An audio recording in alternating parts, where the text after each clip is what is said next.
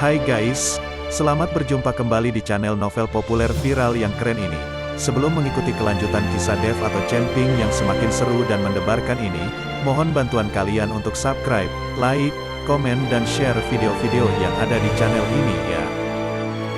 Saat ini admin ingin menghadirkan kembali kisah perintah Kaisar Naga ini dari awal, yang akan admin sajikan 5 episode pada setiap uploadnya. Bagi kawan-kawan para pecinta novel PKN ini yang ingin menyimaknya, selamat menikmati.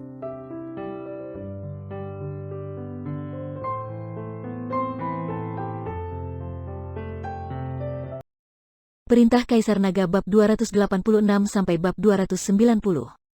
Di depan pintu pabrik bekas yang berada di bagian barat kota Surau.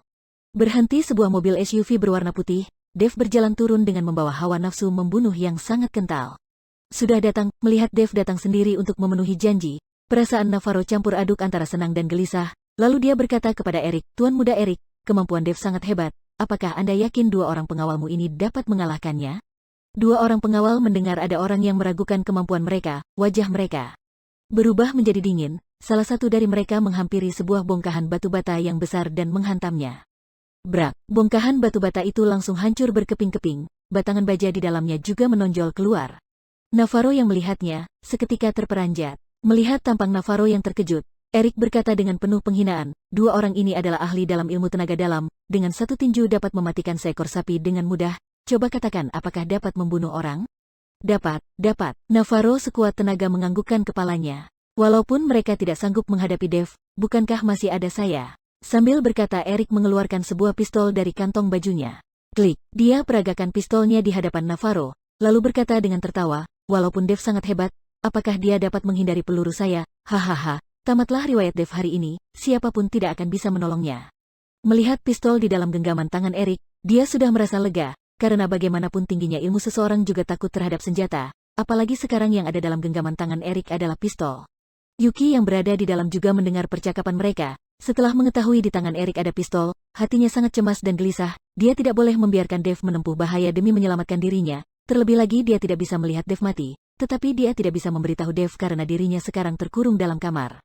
Pada saat ini, sambil memandang bangunan pabrik bekas di depannya, Dev melangkah masuk dengan hati-hati, energi spiritual memancar keluar dari tubuhnya, seketika dia dapat merasakan benda-benda dalam radius 10 meter. Ketika Dev berjalan masuk ke dalam pabrik, dia melihat 2 orang pengawal berwajah dingin berdiri di kiri kanan, keduanya bertubuh kekar dan tegap, sekilas pandang sudah tahu mereka adalah orang-orang berilmu tinggi. Sedangkan Navarro duduk di sebuah kursi sambil menyilangkan kakinya, dengan muka tersenyum memandang Dev, pandangan matanya mengandung penghinaan dan melecehkan. Saat ini dia memandang Dev seperti memandang orang yang sudah mati. "Tidak disangka kamu berani datang sendiri Dev, saya mengagumi jiwa kesatriamu." Navarro bangkit dan berkata, "Tidak usah banyak ngomong, di mana Yuki?" Dev berkata dengan ekspresi datar, "Dev, saya berada di sini, kamu cepat pergi, mereka mempunyai pistol." Yuki mendengar suara Dev datang, dia menggedor pintu kamar dengan sekuat tenaga. "Yuki!" Dev mengerutkan keningnya dan menuju ke arah kamar. Begitu Dev bergerak, 2 orang pengawal itu langsung menghadangnya dengan memasang ancang-ancang. Pada saat ini, pintu kamar terbuka, tangan Erik menggenggam pistol sambil mendorong Yuki keluar. Rambut Yuki terurai dan di wajahnya membekas kotoran hitam, penampilannya kelihatan sangat menyedihkan. Begitu melihat Dev, Yuki berteriak sekuat tenaga, "Dev, jangan hiraukan saya, mereka tidak akan berani membunuhku, kamu cepat pergi." "Tutup mulutmu." Erik sangat marah, dia menamparkan Yuki dengan sekuat tenaga. Bang! Dev melihatnya, seketika hawa membunuh yang memancar dari tubuhnya beralih ke tubuh Erik. Tubuh Erik juga gemetar merasakan hawa pembunuhan yang memancar dari tubuh Dev, dia mengarahkan pistolnya ke kepala Yuki. "Jika kamu berani bergerak, saya akan menembak mati dirinya." Pandangan mata Erik mengandung ketakutan menatap ke arah Dev. "Dev, hari ini jangan harap bisa meninggalkan tempat ini, di sini akan menjadi kuburanmu. Apakah kamu mengira dirimu sangat hebat karena mengenal Tuan Yansen Herlambang dan Indrawan Pratomo? Berani-beraninya memamerkan diri di hadapanku, sekarang tidak ada satu orang pun yang bisa menolongmu." Navarro sangat marah mengingat sebelumnya dia merendahkan diri di hadapan Dev. Dia melangkah maju sampai di depannya, dan mengarahkan sebuah tamparan ke wajah Dev. Dev mengulurkan tangannya dan berhasil menangkap pergelangan tangan Navarro. "Saya memamerkan diri di hadapanmu bukan mengandalkan orang lain, melainkan diri sendiri." Krek lengannya yang satu lagi telah dipatahkan oleh Dev. Rasa sakit yang sangat hebat menyebabkan Navarro menjerit hingga suaranya menggema di dalam ruangan pabrik. Bam! Dilanjutkan dengan tendangan kaki Dev yang keras mengenai perut Navarro. Bruk, Navarro memuntahkan darah segar dari mulutnya, tubuhnya langsung terbang keluar dan meringkuk seperti udang. Kamu, matanya penuh amarah menatap Dev. Saya sudah memberimu kesempatan, kamu yang tidak bisa menghargainya. Dev berjalan menghampirinya dengan wajah yang dingin. Bunuh dia, bunuh dia. Melihat tampang Dev yang menyeramkan, hati Navarro menciut dan timbul rasa takutnya. Dua orang pengawal melirik ke arah Erik karena mereka hanya mendengar perintahnya. Erik menganggukkan kepalanya, bunuh dia. Keduanya saling menatap sejenak langsung menyerbu ke arah Dev. Langkah kaki Dev sama sekali tidak berhenti. Begitu kedua orang pengawal itu sampai di depannya, tiba-tiba Dev mengeluarkan jurusnya langsung mencengkeram tenggorokan keduanya. Dua orang pengawal yang bertubuh kekar itu, begitu mudah lehernya telah dicengkeram dan diangkat tinggi-tinggi ke atas oleh Dev. Wajah keduanya berubah menjadi merah, mereka meronta-ronta karena tidak dapat bernafas. Krek, krek, terdengar dua kali suara tulang yang patah. Dua pengawal yang semula masih meronta tiba-tiba kepalanya telah terkulai dan kehilangan nyawa. Bam! Dev melonggarkan tangannya, kedua mayat itu langsung jatuh terjerembab di atas tanah, menyebabkan debu-debu berterbangan. Kali ini Navarro dan Erik melihat sampai terbengong. Dua orang pengawal dengan ilmu tenaga dalam yang paling hebat, tidak berhasil mengeluarkan satu jurus pun di depan Dev. Tangan Erik mulai gemetar, dalam hatinya mulai timbul rasa takut, walaupun di tangannya ada sepucuk pistol tetapi tidak bisa memberinya rasa aman. Dengan menahan sakit Navarro merangkak ke depan Erik, dengan suara gemetar dia berkata, "Tuan muda Erik, tembak, lekas tembak mati dia." Erik baru tersadar, lalu mengangkat tangannya mengarahkan pistolnya hendak menembak Dev. "Hati-hati Dev," Yuki berteriak memperingati, dia membuka mulut dan menggigit lengan Erik. Rasa sakit menyebabkan Erik berteriak, lalu mendorong Yuki menjauhinya. Dev, Yuki lari menuju ke arah Dev. Wajah Erik terlihat garang, dia mengangkat pistol di tangannya lalu menembak ke arah Yuki. Bam! Terdengar suara tembakan, sepasang mata Dev membeku, tubuhnya berkelebat seketika telah menghadang di depan Yuki, melindunginya dengan tubuhnya. Sut! Peluru meleset melewati kepala Dev, Yuki yang berada di belakang tubuhnya juga bisa merasakan desingan yang ditimbulkan oleh suara peluru. Melihat tembakannya yang tidak mengenai sasaran, Erik menggertakkan giginya, lalu berturut-turut melepaskan dua tembakan lagi. Bam! Bam! Setelah terdengar dua kali tembakan, Erik merasa terkejut dan heran ketika menyadari Dev tetap menatapnya dengan dingin, selangkah demi selangkah mendekati mereka, sama sekali tidak ada tanda-tanda sudah kena tembakan. Lumpuh, mengapa sudah kena? Erik berteriak marah, sekali lagi kedua tangannya menggenggam erat pistol, menenangkan diri sendiri lalu membidik Dev sekali lagi. Sekali lagi peluru ditembakkan, tetap tidak mengenai sasaran. Kali ini Erik sudah mulai panik, pelurunya seperti mempunyai mata, sama sekali tidak mau meleset ke arah Dev. Ketika Erik sekali lagi menarik pelatuk, pistolnya mengeluarkan suara krek-krek tanda kehabisan peluru. Erik panik melihat Dev yang berjalan mendekatinya, dia melemparkan pistolnya ke arah Dev, kemudian memutar badan hendak melarikan diri. "Tuan muda Erik, tolong saya, tolong saya." Saat ini Navarro tergeletak di atas tanah, rasa sakit yang hebat menyebabkan dia tidak bisa bangkit berdiri, dengan sekuat tenaga dia memegang kaki Erik dan berharap Erik akan membawanya pergi bersamanya. Mana mungkin Erik mengurusi dia lagi, dengan emosi dia menendang Navarro dengan sekuat tenaga, "Lumpuh, lepaskan tanganmu, lepaskan." Navarro sama sekali tidak mau melonggarkan tangannya karena dia tahu kalau Erik berhasil melarikan diri, dia pasti akan mati. Saat ini, Dev sudah sampai di hadapan Erik, dengan sebelah tangan mencengkram kerah bajunya. "Kamu, apa yang ingin kamu lakukan? Saya adalah anggota keluarga Wibowo, jika kamu berani menyentuh saya, ayahku tidak akan mengampunimu." Erik mengancam Dev tetapi seluruh tubuhnya gemetaran. Plak! Dev menamparkan wajahnya dengan keras, menyebabkan tubuh Erik berputar beberapa kali baru berhenti, giginya juga rontok. "Tamparan ini adalah balasan dari Yuki untukmu." Abis berkata, Dev memberikan sebuah tinju ke perutnya, menyebabkan dia menjerit histeris seperti hendak disembelih, meringkuk sambil memegangi perutnya. Erik dan Navarro sekarang seperti sepasang udang meringkuk sambil memegangi perut dan menunjukkan ekspresi yang menderita. Menatap dua orang yang terbaring di atas tanah, sebuah kaki Dev menginjak kepala Navarro. "Dev, saya bersalah. Tolong ampuni saya, ampuni saya." Navarro ketakutan sampai terkencing-kencing, "Saya berjanji tidak akan mencari masalah denganmu lagi. Saya bisa memberikan aset keluarga Kintan untukmu asalkan kamu mengampuni nyawaku." Navarro terus-menerus memohon ampun. "Saya sudah pernah memberimu kesempatan, tetapi kamu tidak menghargainya." Dev memandangnya dengan dingin, kakinya tiba-tiba menambah tenaga.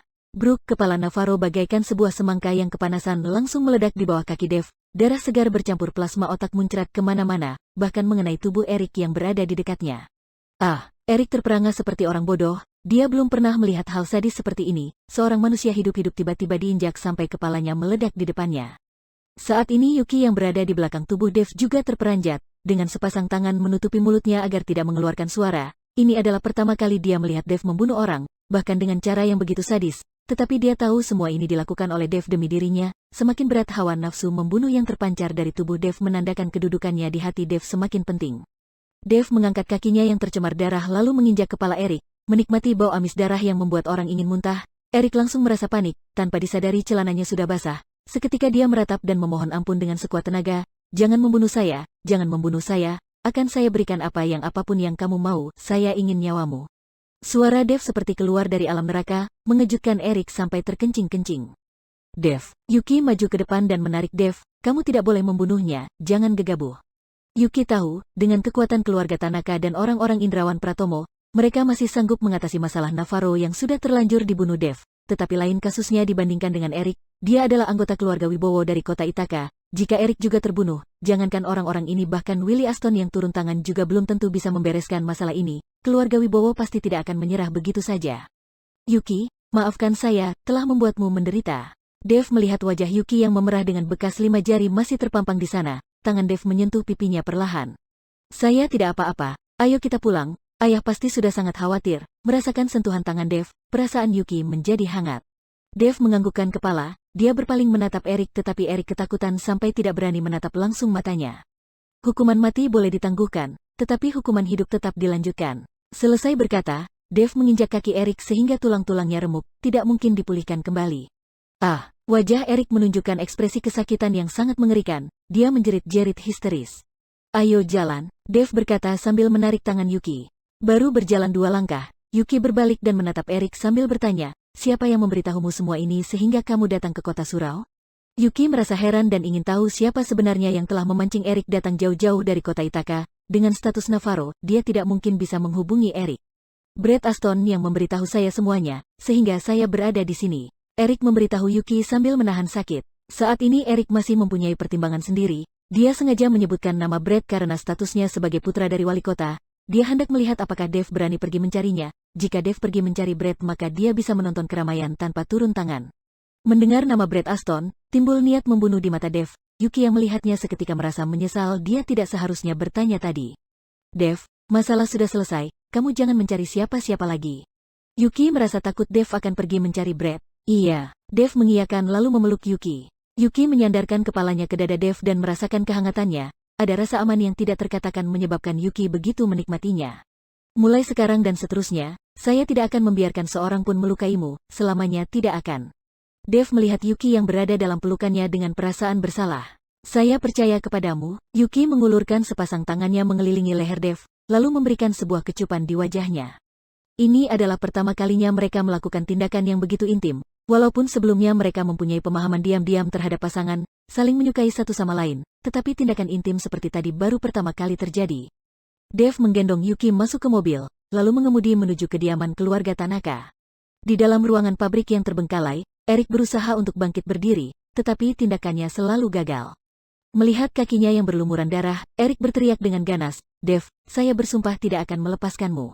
Villa kediaman Tanaka, Juan Tanaka sudah merasa gelisah sepanjang hari, dia hidup hanya berdua dengan putrinya sehingga keselamatan Yuki lebih penting daripada nyawanya sendiri. Dengan cepat, mobil yang dikendarai Dev sudah berhenti di depan pintu rumah. Ketika Yuki turun dari mobil dia sudah melihat ayahnya berada di depan pintu, dia langsung mencampakkan diri kepada ayahnya. Ayah, sambil memeluk ayahnya air matanya mengalir dengan deras. Putriku, kamu tidak apa-apa bukan? Mata Juan juga basah oleh air mata, di dalam matanya juga terlintas niat membunuh, siapa yang melakukannya? Saya akan menghabisinya dengan segenap kemampuan keluarga Tanaka. Paman, masalah sudah selesai, sisanya biar saya yang bereskan. Dev berkata kepada Juan Tanaka. Juan memandang Dev dan menganggukkan kepala, Dev, semua aset kekayaan keluarga Tanaka akan saya serahkan kepadamu, dengan resiko apapun kamu harus memberi pelajaran kepada pihak lawan. Yuki adalah segalanya bagi Juan, dia dapat menahan semua masalah yang terjadi, kecuali jika ada orang yang turun tangan terhadap putrinya maka masalah ini tidak bisa diterimanya. Saya mengerti, Dev menganggukkan kepalanya. Waktu Dev naik ke mobil ingin meninggalkan tempat itu, Yuki menarik tangannya, Dev, Navarro telah mati dan Erik juga sudah mendapatkan pelajaran, kamu jangan pergi mencari yang lain lagi. Yuki takut Dev akan pergi mencari Brad, kalau terjadi apa-apa maka masalah akan menjadi semakin rumit. Tenanglah, Dev tersenyum sambil mengelus kepala Yuki. Setelah naik ke mobil dan meninggalkan tempat itu, Dev menelepon Jansen.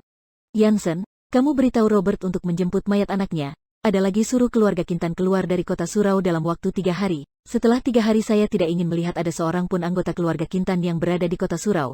Jika Robert ingin membalas dendam, beritahu dia silakan datang mencari saya kapan saja. Nada bicara Dev tegas dan berwibawa. Baiklah, serahkan kepadaku. Jansen menganggukkan kepalanya. Menghadapi keluarga Kintan yang sudah merosot, Jansen merasa kekuatan sendiri sudah cukup menghadapinya. Lagi pula dia tidak akan memberi kesempatan kepada Robert untuk membalas dendam kepada Dev. Sedangkan mobil Dev langsung menuju ke rumah Willie Aston. Brad Aston adalah biang keladi masalah ini, sehingga Dev tidak akan begitu saja melepaskan dia, walaupun ayahnya adalah orang nomor 1 di kota surau, juga tidak terkecuali. Di dalam keluarga Aston, beberapa hari ini Brad berada di dalam rumah dengan pengawasan ketat dari ayahnya, tidak membiarkan dia keluyuran. Brad sedang menghitung waktu, dia mengerutkan keningnya. Sudah berapa hari, mengapa tidak ada kabar sedikit pun dari Eric? Dalam hatinya mulai timbul kegelisahan karena sudah lewat beberapa hari, Eric masih belum menghubunginya. Ini menjelaskan rencananya belum berhasil. Jika berhasil berdasarkan sifat Eric yang tidak sabaran pasti sudah menuntutnya untuk menepati janji, yaitu masalah penempatan perusahaan Wibowo di kota surau. Tiara sedang sibuk memasak di dapur. Willie berjalan masuk dengan tergesa-gesa. Melihat suaminya telah pulang, Tiara menjulurkan kepalanya dari dalam dapur. Suamiku, mengapa hari ini ada waktu pulang makan siang? Sudah terjadi masalah, saya pulang untuk mengambil barang. Raut wajah Willie terlihat sangat gelisah. Sudah terjadi masalah apa? Tiara berjalan keluar dari dapur. Navarro Kintan sudah mati dibunuh orang, tetapi ini bukan masalah utama. Yang penting sekarang putra keluarga Wibowo dari kota Ithaka, kakinya dipatahkan orang sekarang sedang dirawat di rumah sakit. Saya rasa kali ini keluarga Wibowo pasti tidak akan menerima kenyataan ini begitu saja. Willie mengerutkan keningnya. Kekuatan keluarga Wibowo dari kota Ithaka tidak boleh dipandang enteng. Mereka sangat eksis baik di bidang pemerintahan maupun urusan bisnis. Kali ini putranya mengalami masalah di kota surau. Ayahnya pasti tidak akan bertindak diam saja. Apa yang dilakukan anak itu di kota surau? Siapa pula yang bernyali begitu besar, berani menyentuh putra keluarga Wibowo? Tiara berseru dengan terkejut. Ketika Brad yang berada di sana mendengar kabar ini, dia terkejut setengah mati sampai tubuhnya gemetaran, dan mukanya menjadi pucat seketika. Kamu jangan bertanya lagi, saya tidak bisa menjelaskan kepadamu. Willie mengayunkan tangannya. Dia tahu pelakunya adalah Dev, tetapi dia berhutang nyawa kepada Dev sehingga tidak akan mengkhianatinya. Dia akan berusaha mencari jalan untuk membantu Dev melewati masalah ini dengan aman. Baiklah, saya tidak akan bertanya lagi, tetapi kamu sendiri juga harus berhati-hati. Jangan semua urusan dilakukan sendiri. Dia berani menyentuh keluarga Wibowo. Orang ini pasti berani melakukan apa saja. Tiara berpesan seperti itu kepada suaminya.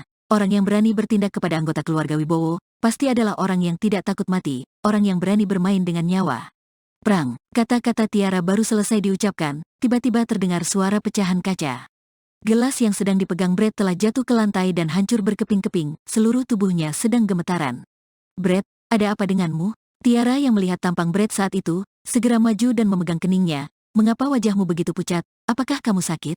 Ibu, saya tidak apa-apa, saya akan naik ke atas. Tubuh Brad yang sedang gemetar bangkit berdiri, siap-siap naik ke atas.